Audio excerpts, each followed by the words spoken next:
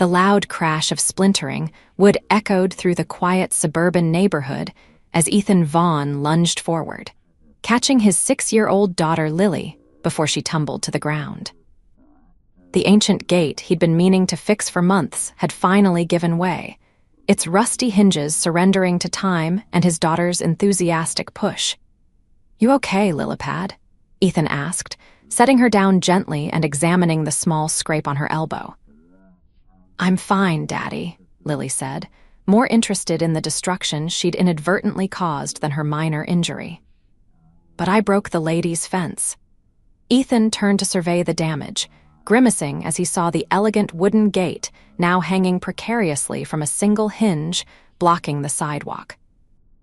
This was definitely not what he needed today or any day, really.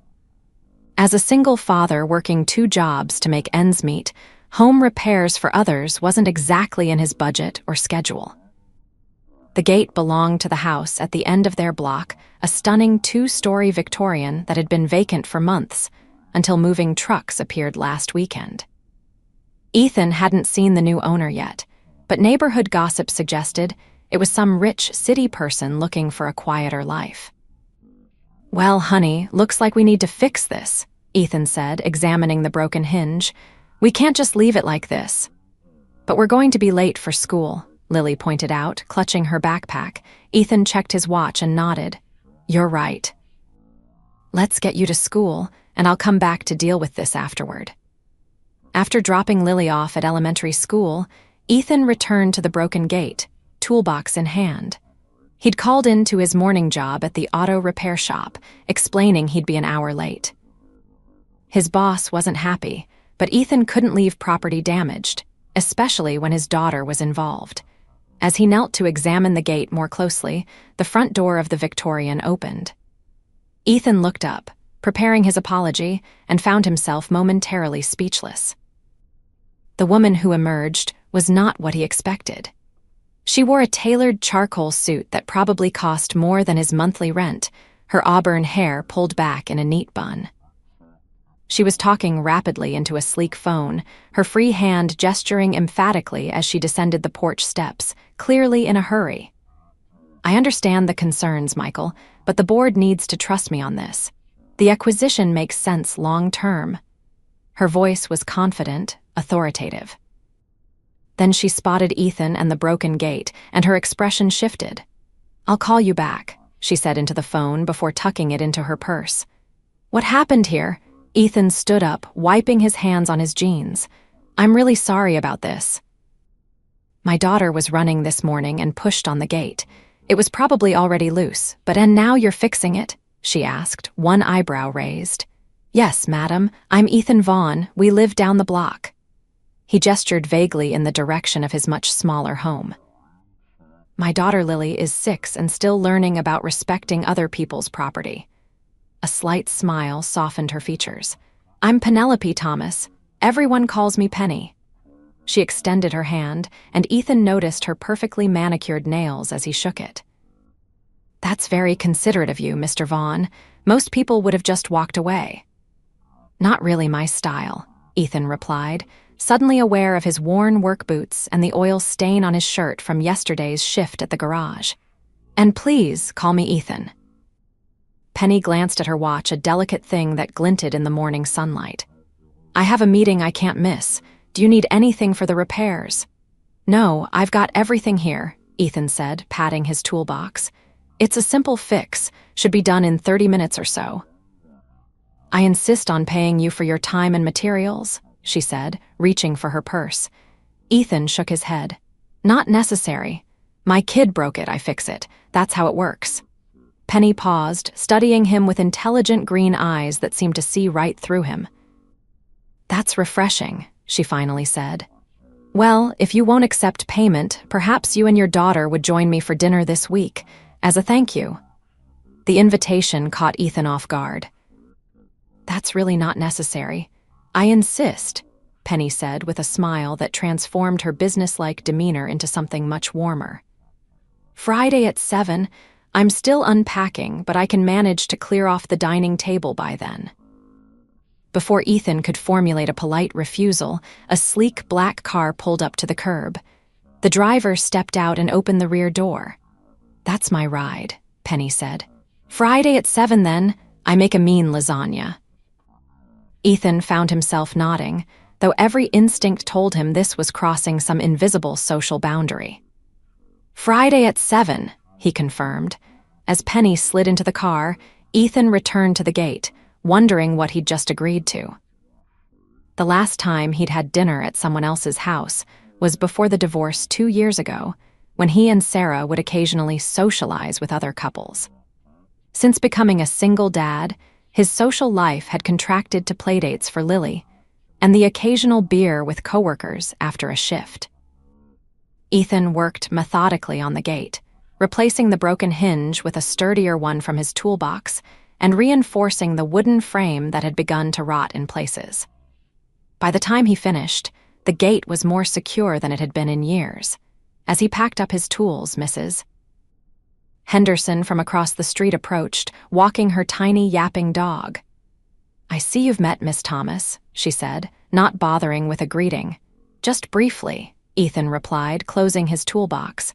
"Seems nice enough." Mrs. Henderson leaned in conspiratorially. "Do you know who she is?" "Penelope Thomas of Thomas Innovations. The tech company. She's the CEO. Worth millions, I hear. Imagine her moving to our little neighborhood." Ethan blinked in surprise. He vaguely recognized the company name. They made software or something. The kind of high-tech stuff that had nothing to do with his world of manual labor and paycheck-to-paycheck living. "Huh," was all he could manage. "Well, she's got a broken gate like the rest of us." Mrs. Henderson looked disappointed by his lack of excitement, but Ethan was already calculating how long it would take to get to the garage and whether his boss would dock his pay for the lost hour. By the time Friday rolled around, Ethan had almost convinced himself to cancel the dinner. What could he possibly have in common with a tech CEO? But Lily had been excited all week about visiting the pretty house with the gate, and he couldn't bear to disappoint her. At 10 minutes to 7, they stood on Penny's porch, Lily bouncing on her toes in her favorite purple dress, Ethan awkwardly holding a bottle of mid-priced wine that had strained his budget. Penny opened the door wearing jeans and a casual sweater, her hair loose around her shoulders, looking so different from the businesswoman he'd met that Ethan momentarily wondered if he had the wrong house. "You came," she said, beaming at them. Come in, and you must be Lily." "I've heard you're quite the adventurer." Lily giggled and took Penny's outstretched hand without hesitation. "I like your house. It's big." "Too big for just me," Penny admitted, leading them inside, "but I fell in love with the character." The interior was a mix of old-world charm and modern furnishings. Cardboard boxes still lined one wall of the living room, but the space was warm and inviting, with soft lighting and the tantalizing smell of Italian food wafting from the kitchen. "I hope you like lasagna," Penny said, taking the wine from Ethan with a grateful smile. "It's my grandmother's recipe. We love lasagna," Lily declared. "Daddy makes it from the box sometimes, but it's not very good." "Lily," Ethan admonished gently, feeling his cheeks warm. Penny laughed, a genuine sound that made her eyes crinkle at the corners. "Well, I promise this isn't from a box. Would you like to help me set the table, Lily?" As they ate, Ethan was surprised by how easily conversation flowed. Penny asked Lily questions about school and listened with genuine interest to her excited responses about kindergarten art projects and playground adventures. She drew Ethan out, too, asking about his work at the garage and his weekend job at the hardware store. "So you're good with your hands," she observed, refilling his wine glass. "I guess so. Cars, basic carpentry, plumbing, I can fix most things," Ethan said with a shrug. "Doesn't exactly compare to running a tech empire." Penny's expression clouded slightly. "My job, it's demanding." Impressive on paper, perhaps, but it doesn't leave much room for real life. "Is that why you moved here?" Ethan asked. "For more real life," Penny nodded slowly. "Partly, and partly to get away from the constant scrutiny." In Silicon Valley, everyone's watching each other, always calculating and competing. I wanted somewhere quieter to think, to remember why I started the company in the first place. And why did you? Ethan found himself genuinely curious. To help people, she said simply. Our software helps medical researchers process data faster. It was never about the money, though, that certainly came. After dinner, Penny brought out ice cream for dessert, much to Lily's delight. While Lily ate, Penny showed Ethan around the house, pointing out various repair projects she hoped to tackle. The realtor said the house has good bones, but needs cosmetic updates, she said with air quotes. Apparently that's code for everything is ancient and might break at any moment. Ethan laughed. I could help with some of this, he offered, then immediately regretted it. I mean, if you wanted to hire someone, I do odd jobs sometimes. Penny looked at him thoughtfully. I'd like that. I'd pay you, of course. Of course, Ethan agreed, though the thought of taking money from her made him uncomfortable for reasons he couldn't quite articulate. As the weeks passed, Ethan found himself spending more and more time at Penny's house.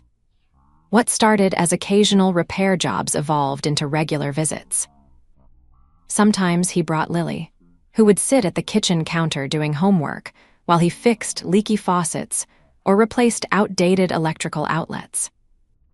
Other times, when Lily was at her mother's for visitation weekends, he would work alone, with Penny often joining him, learning how to use basic tools and asking intelligent questions about the work. Penny was different from any woman Ethan had ever known. Brilliant and accomplished, yet down to earth and genuinely kind. She treated Lily with respect, never talking down to her or dismissing her ideas. And she seemed genuinely interested in Ethan's life, never making him feel less than her equal, despite the vast differences in their careers and bank accounts. One Saturday in October, about 2 months after they'd met, Ethan was installing new shelving in Penny's home office when she appeared in the doorway with 2 mugs of coffee. Break time, she announced, handing him a mug. Besides, I need to ask you something. Ethan set down his drill and accepted the coffee gratefully. Shoot. My company is having its annual charity gala next weekend in the city. Very fancy, very boring, but for a good cause. Would you consider being my date? The question hung in the air between them. Ethan sipped his coffee to buy time, mind racing. They'd grown close, certainly, but he'd been careful to maintain professional boundaries. This felt like crossing a line. I don't exactly own a tux, he said finally, and I wouldn't know a salad fork from a regular one. Is that a no? Penny asked, her usual confidence faltering slightly. Ethan really looked at her, and realized with startling clarity that he wanted to say yes. Wanted it more than he'd wanted anything in a long time. I don't want to embarrass you, he admitted. Your world and mine, they're pretty different. I'm not asking you to impress my colleagues, Penny said softly. I'm asking you because when I think about spending an entire evening making small talk with investors, the only thing that makes it bearable is the thought of having you there. The sincerity in her voice made something shift in Ethan's chest. Then yes, he said, I'd be honored, but you might need to give me a crash course in fancy people etiquette. Penny's smile was radiant. We can figure it out together. The night of the gala arrived with a flurry of logistics. Sarah had agreed to take Lily for the night. Ethan had rented a tux that cost more than he cared to think about, and Penny had arranged for her driver to pick them both up. When Ethan emerged from his small bathroom to find Penny waiting in his living room, talking animatedly with Lily, the sight nearly took his breath away. She wore a midnight blue gown that hugged her curves before flowing elegantly to the floor, her hair swept up in an intricate style that revealed the graceful line of her neck. Wow, Daddy, you look like a prince, Lily exclaimed, breaking the moment. Ethan laughed, tugging self-consciously at his cuffs. And Miss Thomas looks like a queen, he said, meeting Penny's eyes. Please, Lily calls me Penny now, she said with a warm smile. And you clean up rather nicely, Mr. Vaughn. The gala was held in a grand ballroom at one of the city's oldest hotels. Crystal chandeliers cast a warm glow over tables draped in white linen, each centerpiece worth more than Ethan's monthly grocery budget. Despite his nervousness, Penny kept him at ease, her hand a reassuring presence on his arm as she introduced him to colleagues and investors. "This is Ethan Vaughn," she would say. "He's been helping me restore my new home. He's a miracle worker with old houses." If anyone was surprised by her choice of date, they hid it well. Ethan found himself engaged in conversations about historic architecture with a property developer, car mechanics with a venture capitalist who collected vintage automobiles, and even parenthood with the company's CFO, who had children around Lily's age. During dinner, Ethan leaned close to Penny. "You never mentioned you donate half your company's profits to pediatric medical research," he said quietly. Penny shrugged, looking almost embarrassed. "It felt like bragging." "It's incredible," Ethan insisted. "The work your company does helping doctors find cures for kids that's changing lives." "It's why I can't walk away, even when the pressure gets overwhelming," she admitted.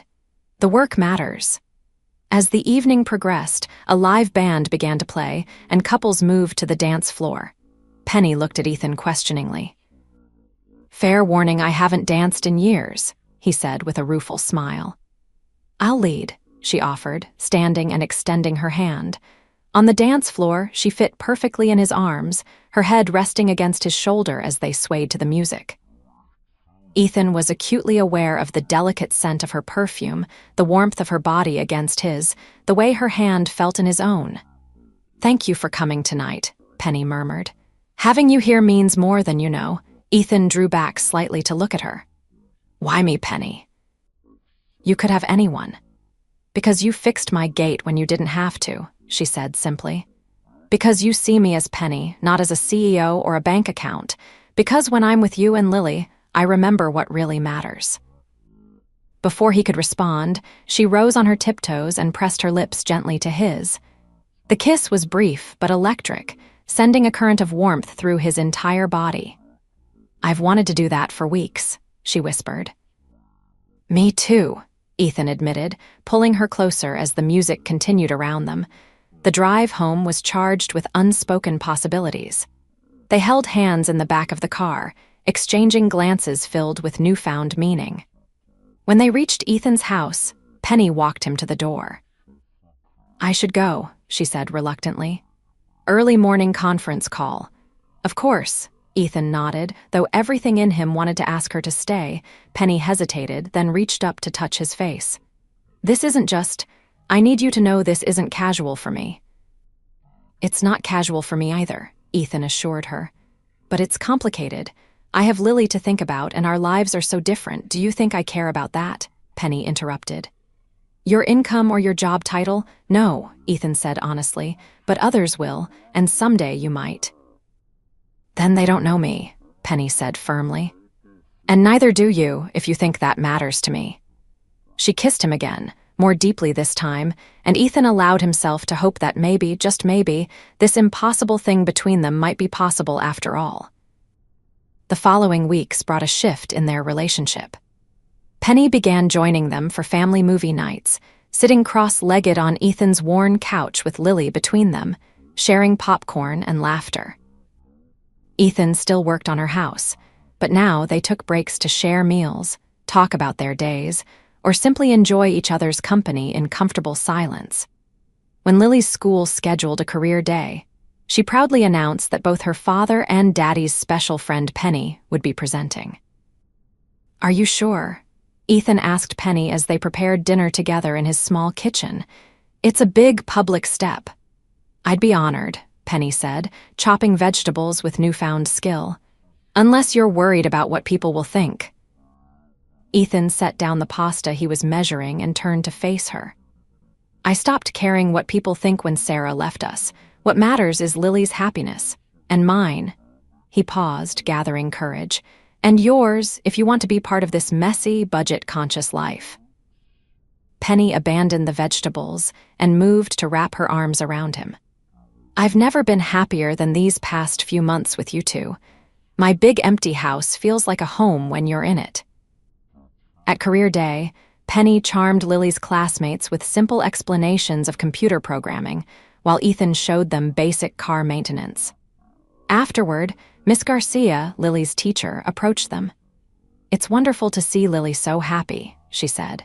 "She talks about both of you constantly. Her drawing of her family now includes you, Miss Thomas." Penny's eyes widened, and she glanced at Ethan, who looked equally surprised. "Is that okay?"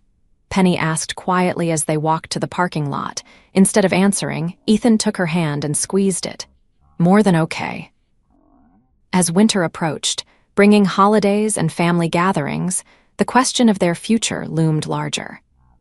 Ethan had completed most of the major repairs on Penny's house, yet he found himself there almost daily. Lily had her own designated homework spot in Penny's kitchen, and a drawer of spare clothes and toys in the guest room. One snowy December evening, after Lily had fallen asleep watching Christmas movies at Penny's house, Ethan carried her to the guest room and tucked her in. When he returned to the living room, Penny was sitting by the fireplace, looking pensive. "Penny, for your thoughts?" he joked, settling beside her. She smiled, but it didn't reach her eyes. "I've been offered a position on the board of a major medical foundation. It would mean a lot for the company's visibility and for our research funding." "That's amazing," Ethan said, genuinely proud. "You should take it." "It's in Boston," Penny said quietly. "I'd need to be there at least 1 week each month." "Oh." Ethan felt a familiar sinking sensation. Long-distance relationships rarely worked, especially with his complicated schedule and Lily's needs. "So I've been thinking," Penny continued, turning to face him fully. "This house is too big for one person, but it might be just right for 3. Ethan stared at her, not comprehending at first. "Are you asking us to move in with you?" "I'm asking for more than that," Penny said, reaching for his hand. "I'm asking if you can see a future where we're a family officially, where Lily has a room that's truly hers, not just a guest room. Where you don't have to drive across town after a long day just to see me." "Penny," Ethan began, his heart racing, "are you proposing to me?" "Inelegantly, yes," she admitted with a nervous laugh. "I love you, Ethan. I love Lily. I've never been more certain of anything in my life." Ethan took a deep breath. "We've known each other less than 6 months, and in that time, you've shown me more about love and integrity than anyone I've known for years," Penny countered. "I'm not suggesting we rush to the altar tomorrow, just a commitment to building something together."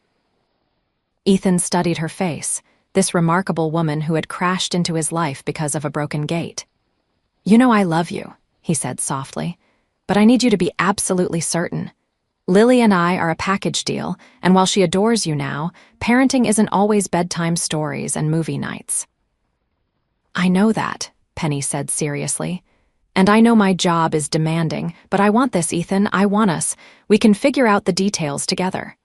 Ethan pulled her into his arms, holding her close. "Then yes," he whispered against her hair. "Yes to moving in. Yes to building a future. Yes to all of it." Spring came, bringing new beginnings. Ethan and Lily moved into Penny's house on a sunny April weekend, their few possessions barely filling the moving truck.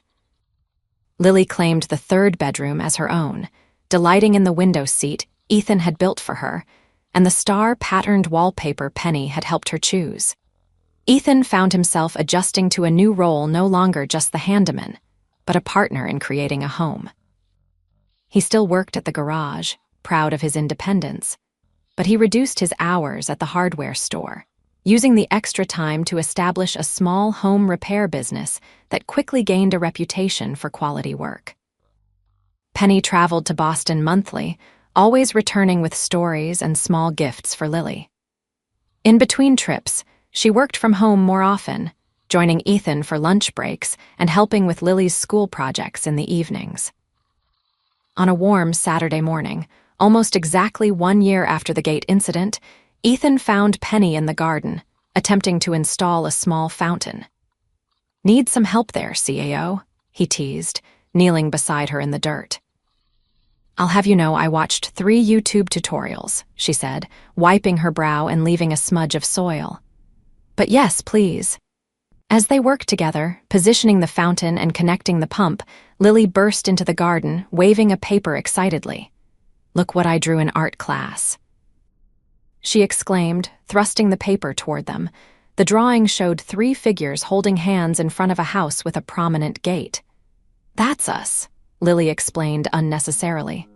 "Daddy, me, and Mommy Penny." Penny froze, her eyes wide as she looked from the drawing to Ethan. "Is that okay?" Lily asked, suddenly uncertain. "Miss Garcia said some families have different names." "It's more than okay, Lilipad," Ethan assured her, his throat tight with emotion. "If it's okay with Penny." "It's the greatest honor of my life," Penny said, opening her arms to Lily, who ran into them for a hug. That night, after Lily was asleep, Ethan found Penny on the porch swing, gazing at the stars. He joined her, pulling her close against the evening chill. "I never imagined this life," Penny confessed, resting her head on his shoulder. "I thought success meant corner offices and investment portfolios. And I thought it meant keeping the lights on and food in the fridge," Ethan added. "Turns out it's simpler and more complicated than either of us thought." "Mommy Penny," she mused, her voice soft with wonder. "I liked the sound of that more than I expected." "It suits you," Ethan said, kissing her temple. "Though Mrs. Vaughn has a nice ring to it, too." Penny sat up, looking at him with a mix of surprise and joy. "Ethan Vaughn, are you proposing to me?"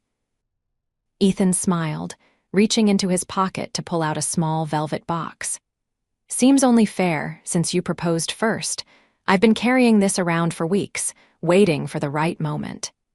He opened the box to reveal a vintage ring with a modest diamond flanked by sapphires. "It was my grandmother's. Not as flashy as what you're probably used to, it's perfect," Penny interrupted, tears welling in her eyes. "Absolutely perfect. Penelope Thomas, will you marry me? Be Lily's official Mommy Penny and my wife?" "Yes," she whispered, holding out her hand. 1,000 times yes." As Ethan slipped the ring onto her finger, he marveled at the journey that had brought them here from a broken gate to a family made whole. Different worlds had collided and merged into something neither of them could have imagined, but both now couldn't live without. "I love you," he said simply. "And I love you," Penny replied, sealing the promise with a kiss beneath the stars, their future stretching before them as vast and bright as the night sky above.